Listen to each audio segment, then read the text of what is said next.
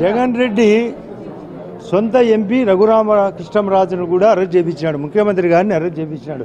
నారాయణను arrest చేయించినాడు. మంత్రి గారిని, ఆ రోజు మాజీ మంత్రిని, దేవినేని ఉమాను, కొల్లు రవీంద్ర గారిని, అచ్చెన్నాయుడు గారిని, అయ్యన్న పాత్రుడు, ఇవన్నీ అక్రమ అరెస్టు అని కోర్టులు చివాట్లు పెట్టాయి. వంశీ చేయని తప్పే లేదు. ఇతను జైలు పాలైనాడు. గతం ఇతనికి బండారం అంతా బయటకు వచ్చింది. ఇంకా పరామర్శ అందరూ జైలు పక్షులంతా ఒకటన్నట్లు ఈరోజు పరామర్శ. ఈ రాష్ట్రాన్ని ఆత్రేయ గారు చెప్పినట్లు దేవుడు బుద్ధి జ్ఞానం ఇస్తే ఇతనికి బుద్ధి అపారంగా ఇచ్చినాడు.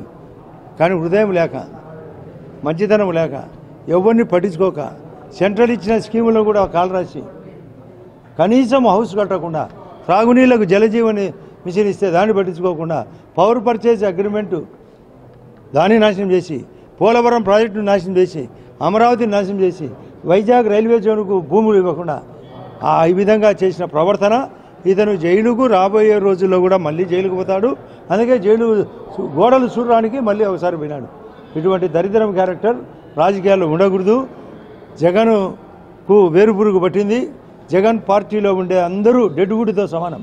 అది రాలిపోయేది. మీరు డెడ్ వుడ్ అంటే చెట్టుకు ఒక బెరడు అతుక్కుంటుంది, దానికి ప్రాణం ఉండదు. అట్లాగా వాళ్ళ పార్టీ కార్యకర్తలు వైఎస్ఆర్ పార్టీకి అతుక్కొని ఉన్నారు. ఎప్పుడైనా సమసిపోయేదే. వైఎస్ఆర్ పార్టీ గతంలో చెప్పినా మళ్ళీ చెప్తున్నా, వైఎస్ఆర్ పార్టీ డైనోసార్.